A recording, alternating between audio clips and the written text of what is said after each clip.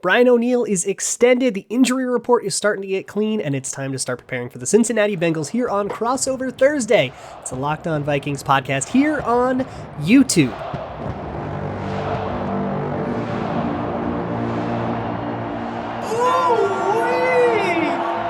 You are Locked On Vikings, your daily Minnesota Vikings podcast, part of the Locked On Podcast Network, your team every day. What's going on, everybody? I hope you enjoyed that improved intro. Had to get the skull chant in there. Welcome to another episode of the Locked On Vikings podcast, part of the Locked On Podcast Network, your team every day. As always, I'm your host, your pal, and the kid you copied off in math class. My name is Luke Braun. You can find me on Twitter at Luke Braun NFL, shows on Twitter at Locked On Vikings, and today is a big day. It's Crossover Thursday, so we're going to spend most of the show actually talking about the Bengals. Of course, there's a pretty big piece of news we got to hit and some injury report stuff as well, so we'll get into all of that. First, let me let you know, it is not too late to listen to the Ultimate Season Preview 2021 for previews of every team in every division from our local experts and Odyssey's NFL experts. You can search Ultimate Season Preview 2021 today on Odyssey, which is a podcast app, or wherever you find your podcasts. It's up on everywhere. At least listen to the NFC North one, where I got to make fun of Peter Bukowski and Matt Derry and Lauren Cox and make their lives living hell like I love to do with those guys. So let's get into the big news of the day. I'm actually going to do Brian O'Neill stuff second. First, injury report. Real quick stuff. Everybody was at least a limited participant. There were no DNPs on the entire 53. Christian Darrisaw, Tyler Conklin, and Anthony Barr were all limited. Tyler Conklin has a hamstring. He's been dealing with that all preseason, and Anthony Barr's got the knee thing he's been dealing with, and of course Christian Darrisaw still, I guess we're calling it a groin core injury, it's hernia looking thing. I don't know if it's actually a hernia, but it's in that area. So yeah, that's the injury report. There were a couple other people, Alexander Madison up to full participation, a couple others up to full participation. But that's really good news. I would still probably call Anthony Barr a 50-50 to actually play week one, but the fact that he's a limited participant in practice already is really great stuff. And I would say Christian Darrisaw is less than 50-50 for week one, but he wouldn't start over Rashad Hill anyways, because he didn't actually get to go through that position battle. So it'll be Rashad Hill, whether Christian Darrisaw is healthy or not. So he's kind of got the time, take him along slowly. I think it is fine. So let's talk about the Brian O'Neill thing. Brian O'Neill, we've been talking about it all offseason, has been working with the Vikings on an extension, and I think it kind of gets backburnered a little bit over the course of the offseason. When the front office is hyper-focused on the draft, they're not going to be negotiating extensions. Same with free agency, same with training camp and those evaluative decisions and trying to figure out who their roster is going to be. They cut down the roster to 53. They get Harrison Smith done. They get Harrison Smith done before they cut the roster down, and then they get Brian O'Neill done afterwards, and that's great. The price tag is huge. It is 5 years of extension, so the extension kicks in next year, and it is $92.5 million with, I think, a little more than $22.5 million signing bonus and some more guarantees throughout there. As of this recording, I do not know the specifics of contract structure. We'll talk about that if we get time to, if there's anything interesting to say about it. My guess would be that it will follow similar structure to Harrison Smith, to Dalvin Cook, some other extensions where the money kind of toils around for the first couple of years in signing bonus, and the base salary doesn't really get huge until later on in the contract, and some of that's tied up in roster bonus and stuff like that, which gives them some outs, obviously. But Brian O'Neill's 25, so I don't think you need to protect yourself against much. You've got enough tape to kind of feel really good about how good he is. And if you want to extend that, and I certainly do, I've made that argument in the past. He's got really, really good hands. I'm really impressed with the way he fights with his hands. And he did not have that coming out of Pitt at all. And he has, solid footwork on all the things. His pass stances are a lot nicer. He had some bad footwork coming out of Pitt that's been cleaned up ever since. I mean, he cleaned that up in 2018. That's been kind of a while ago. And he's, of course, awesome in the run. He can do the reach blocks. He can get to the second level. My favorite thing that he does is when he actually kicks out and needs to make a block in space on an outside zone or some kind of pin pull type deal with a tight end. Whenever he has to kick out and actually block in space and be almost a lead blocker for Dalvin Cook, I think that's when he's at his true most impressive. And yes, he has a bit of a core strength concern, and he cedes space in the pocket a little more often than I would like to, but that doesn't always mean getting beat. Sometimes that just means squeezing Kirk Cousins a little bit, and that's the kind of easiest kind of pressure to evade. You just take one step to the left and you're fine. Even Kirk Cousins can handle that. So that is... I think it's a great thing to have him extended. Yeah, the price tag is huge. I think he's the second highest paid right tackle in the league right now. His guarantees are $49 million, which over 5 years is slightly less guarantees per year on average than like Ryan Ramczyk, and I think Taylor Moton and Braden Smith are the other right tackles that got big extensions this year. But I don't know. Split hairs on it all you want. He's locked up through 2026. That is awesome. He's a good player, and now he's under contract through 2026, and it's an offensive lineman. We've wanted a good offensive line for a decade. We've been dying over here. We now have one of those pieces is not going to be a question mark until like 2 presidential terms from now. That's going to be a pretty good thing to have like solidly taken care of. And then, of course, we'll see the actual contract structure.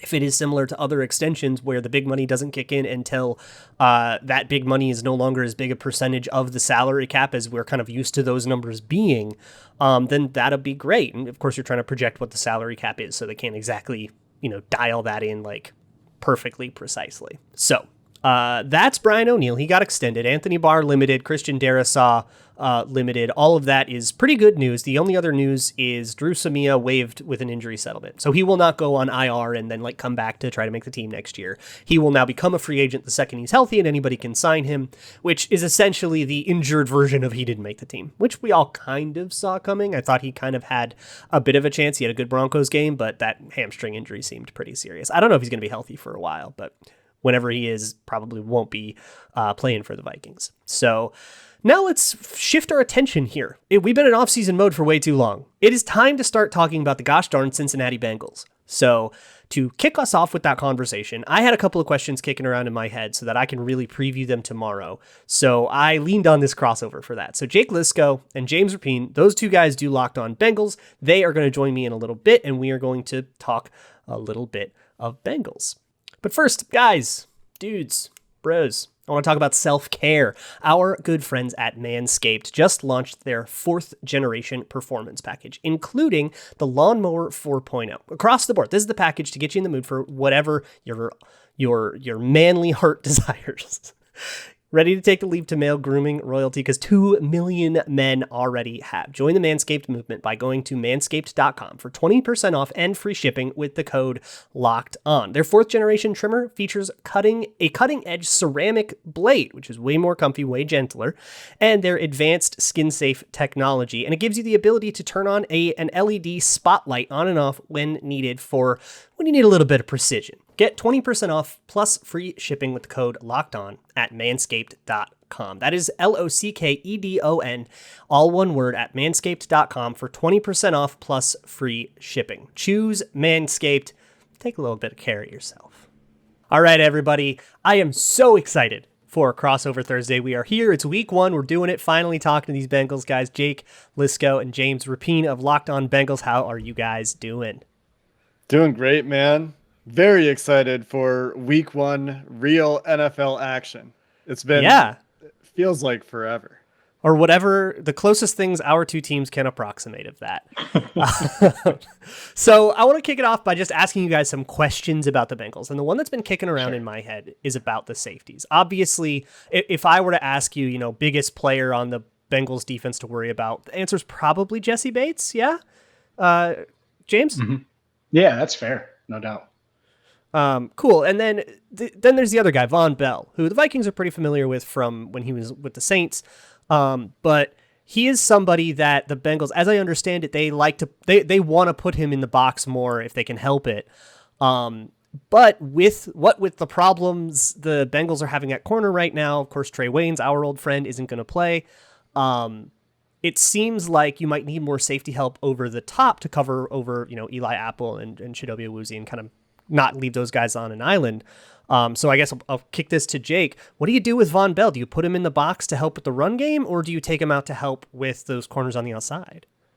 I do think that the focus for Von Bell will be largely in the box. He doesn't do a whole lot for you as a deep half safety anyway, in my opinion. I think that, he's not adding a lot to help with those corners that have issues. Yes, there are absolutely concerns with Eli Apple. We've talked about them on Locked On Bengals.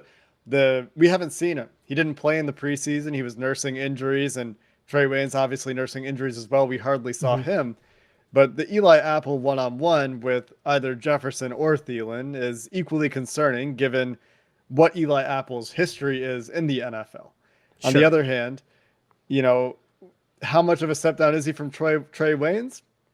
I don't know. The Bengals are going to probably play a lot of single high regardless of what they're dealing with. They're probably going to continue to drop Jesse Bates down to be, within 8 yards of the line of scrimmage, to be sure. And that's my guess on most plays. I think that there's probably more concern with stopping the run and containing Dalvin Cook, especially early in the game, than there is with the shot plays. Although they probably should be concerned with the shot plays. I think there's just a lot of confidence in Jesse Bates' ability to be sideline to sideline from a deep center field position.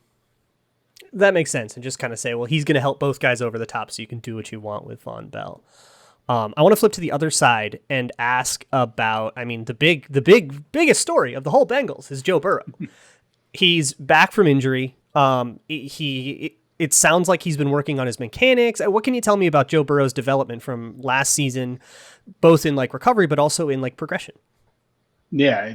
The key on Sunday, or the key in his development, and the thing he's really been focused on, is the deep ball and figuring out how to be, more accurate and be that guy that we saw in 2019 at LSU, where he was so accurate downfield, and that wasn't the case last season, and it was really his biggest weakness. And so this team certainly has its flaws, but Burrow didn't have a ton last year. And I think from a processing standpoint, a playbook standpoint, just understanding what defenses are trying to do, all of those things are exactly where you'd want them to be from year one to year two. From a game planning standpoint, he's been given more responsibility, or kind of taken that responsibility, making checks at the line, all of that stuff. It's just, when he checks into that deep ball, is he going to be in sync with Jamar Chase? Is he going to be in sync with T. Higgins? Not necessarily on the same page, but will they actually link up? Because they didn't at times last year. And I think that's the next step for this offense. So he's progressing well. I think he looks good on his knee. I've watched him throughout camp and throughout the preseason. And look, he's gotten better each day, it seems like, or each week. And if you go back to late July and watch a video of him to now, I think he's much more confident, especially in team periods and game-like situations. So we'll see. I still think there's going to be a little almost mental hurdle on Sunday, because he only played 3 snaps in the preseason, and they were the most safe snaps. Sure. Let's not get Burrow hit at all. So there's going to be a hurdle probably on Sunday that he has to get over, but he's looked about as good as you could ask for, considering what he's coming back from. Yeah, I have a couple more questions, but the one I really want to make sure we get to in time is I got to ask about Riley Reiff, a hashtag old friend of the Vikings. He was here for a bunch of years, for 4 years, and now he's playing right tackle with you. So he played left tackle here, and when he was here, there was a lot of talk about moving him to guard sometimes. The Vikings didn't have a guard. If they had a better tackle, maybe move somebody, have somebody else play left tackle and kick Riley Reiff inside to handle all their guard problems. Never actually came to fruition, but it's something they toyed with a lot. But now they're not switching him to guard. They're switching him all the way to the other side of the offensive line. So how's he taken to that switch? From what we've seen, I think he's been good. But the frame of reference for Bengals fans is Bobby Hart at right tackle. Yeah, true. And so when you go from Bobby Hart to a guy who actually has the ability to anchor against a bull rush, then it's going to probably look good. From a scheme perspective, I think that one thing I've noticed in the preseason is the Bengals appear to be more comfortable, or were at least testing their boundaries of leaving their tackles on islands more often in pass protection than they did last year, especially when Jonah Williams was hurt. And this is something that they think Riley Reiff is doing at a much higher level than Bobby Hart, who consistently had issues with communication, had issues with anchor, had issues with, trying to, he would overset quite frequently against speed rushers. You would see him get those false starts that you see tackles get away with.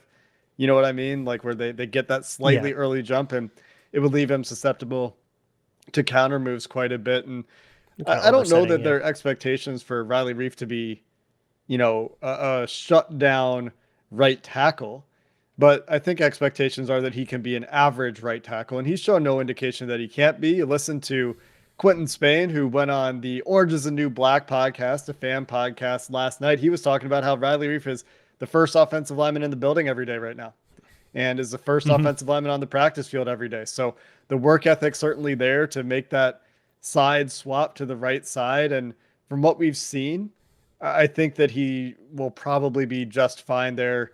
Maybe not, again, that like all pro level that maybe he touched once in his career, or Pro Bowl level that maybe he touched early in his career, but certainly a significant improvement over what the Bengals have had there for, I don't know, 4 or 5 years. How long was Bobby? We don't talk about him anymore. Too long. Too long. Yeah, he was always really solid with us. He had a couple of games where he fell apart, but it happens.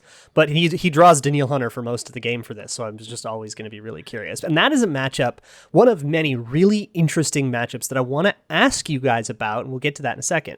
But first, let me talk to you about Grambling. It's not too late to get in on BetOnline's opening day super promo. If you go to the website, betonline.ag, or you can use your mobile device there, you can sign up today and receive your 100% welcome bonus, and then make a bet on the Thursday, September 9th season opener between the Super Bowl champion Buccaneers and the Dallas Cowboys. And if you lose, your wager will be refunded up to $25 for new customers only when signing up and using promo code NFL100. That is not all that we have at BetOnline. They're your number one spot for all pro and college football action this upcoming season. They have a $500,000 NFL mega contest. They have a $200,000 NFL Survivor contest, the biggest online and the biggest in the world, respectively. It is the fastest and easiest way to bet all of your favorite sports, from football, basketball, boxing, right to your favorite Vegas casino games. Don't wait and take advantage of all of the great offers available for the 2021 season. BetOnline, your online sportsbook experts. I also want to talk to you about your car. If you're not taking good care of your car, a small problem can become a big one later. And if you're worried about paying for the maintenance your car needs, I got a way to help you out with that. This is rockauto.com. Rock Auto is a car parts and supplies aggregator. It's not like a brick and mortar auto shop where they're selling you the stuff directly and they're going to upcharge you for all the retail costs and stuff. It is a catalog, a huge catalog. And if you enter your make, your year, and your model, the website will sort out everything to make sure you're getting parts and supplies that are compatible with your car, because you don't want to put the wrong transmission fluid in it or whatever. And you can get that stuff delivered directly to your doorstep, and you can buy it directly from the manufacturer, which is going to save you a buck, of course. So head on over to rockauto.com. They've been doing this for 15 years. They are going to look out for you. They've been doing this online thing. This is definitely not new or experimental at all. They know what they're doing over there. So head on over to rockauto.com. And at checkout, there is a How You Heard About Us section. Let them know there that Locked On sent you. And if you don't do that, I'm going to teach the rabbits how to commit check fraud, and then all bets are off. Rock Auto, amazing selection, reliably low prices, all the parts your car will ever need. And by the way, if you've been watching this on YouTube, you know this, but if you're not watching this on YouTube, every ad read today has had bunny footage superimposed over it, so you have that to look forward to. All right, keeping going with this crossover Thursday here on the Locked On Podcast Network. I'm Luke Braun of Locked On Vikings, here with James Rapine and Jake Lisco of Locked On Bengals. I want to talk a little bit about matchups, because there are some really, really interesting matchups in this game that I just want to get into. And the first one I want to get into is on the edge. DJ Wanham won a starting job for the Vikings, and he is a length rusher primarily. His favorite move is the swim move. He's like a tall, like Calais Campbell type rusher. Obviously not that good, but that's a style, this kind of tall, get up and over you kind of guy. And Jonah Williams doesn't have the arm length. That was like a whole thing about him going in the draft, and he's got like size things stuff. How do you think, I guess I just want to know how Jonah Williams is doing, because if there is an opening to beat a guy with length, and if DJ Wanham has learned how to use that, which are both two big ifs, there could be kind of a secret key to the game there. But I wonder what your thoughts are, Jake.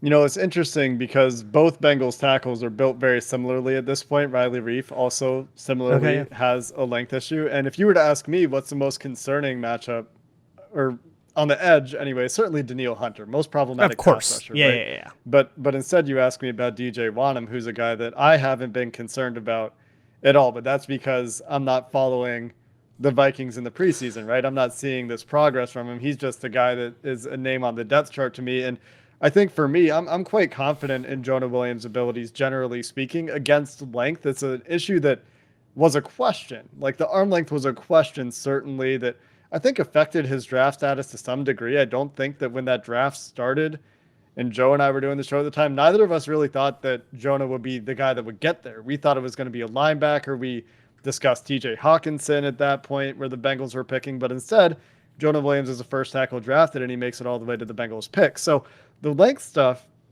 hasn't really shown up. I would say that he does have issues at times with extreme power. Like he will sometimes give it up to power just because he's a little bit smaller. And it'll be a real battle here of does that length physical tool outclass whatever technique Jonah Williams is playing with, because he's always made his living as a cerebral player, as a player who is going to use his tools to their maximum, even if they're limited, by being really disciplined. So that will be really interesting to watch the technician, the archetype of Jonah Williams as technician versus what you're describing as this length rusher in one. Yeah. It is like the mechanics kind of versus the actual measurable physical tools. I don't have a ton of faith in Wanham. I was not a huge fan of his rookie year. If he's come along and he's improved a ton, that's great. I've seen some in the preseason, but not a ton. But like stylistically, it's so interesting. I imagine that's interesting for the Vikings over the course of the season to have that other edge rusher with Daniil Hunter. I mean, I know Dalvin Tomlinson and Michael Pierce are really good players, but you've They're tweeted not pass many rushers, jokes about how many nose tackles are on that Vikings roster. Let's talk about the DJ Reader Garrett Bradbury thing, because DJ Reader is a power nose tackle.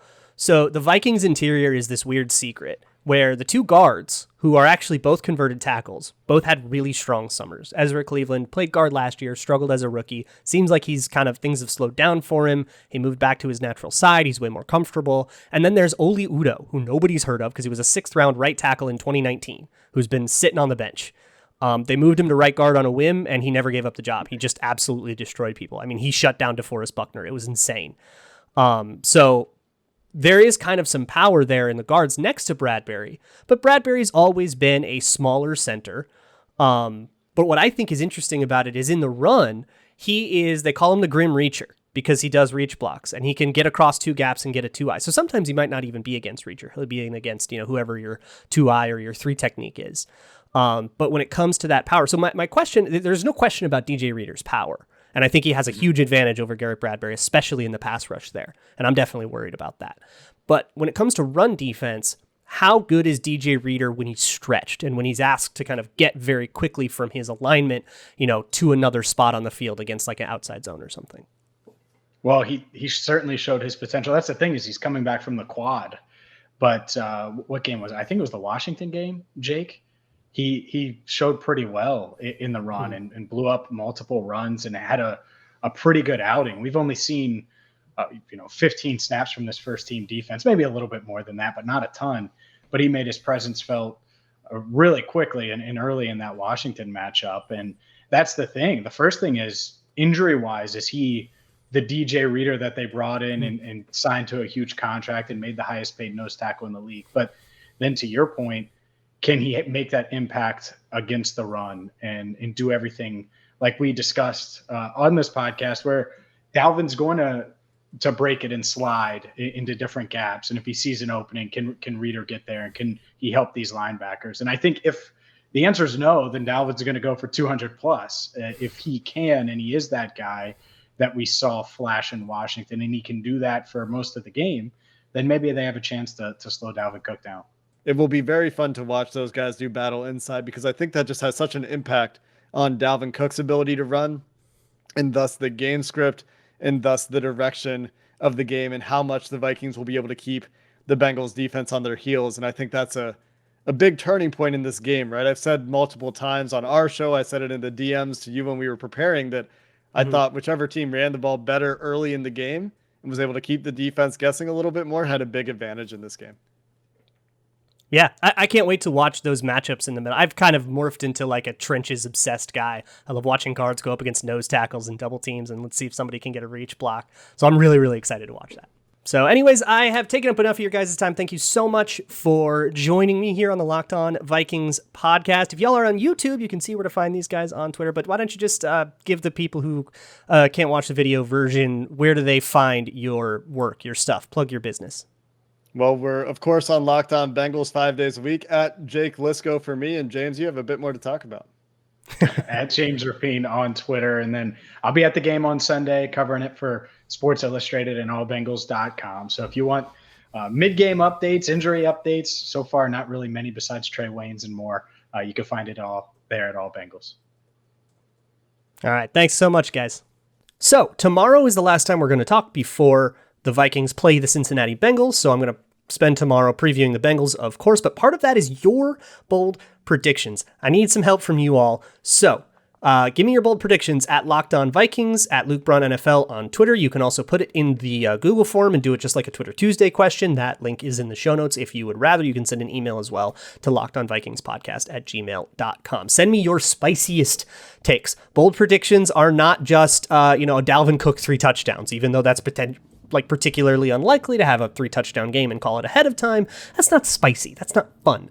Give me something spicy. Give me something that blows the doors off. I want your most nuclear, spicy take. And I'm going to read my favorites on the show. And if yours is read on the show and then it's right, well, you'll be the first. That's never happened before. So let's all chase that white whale together. I will see you all tomorrow for that. And as always, Skol.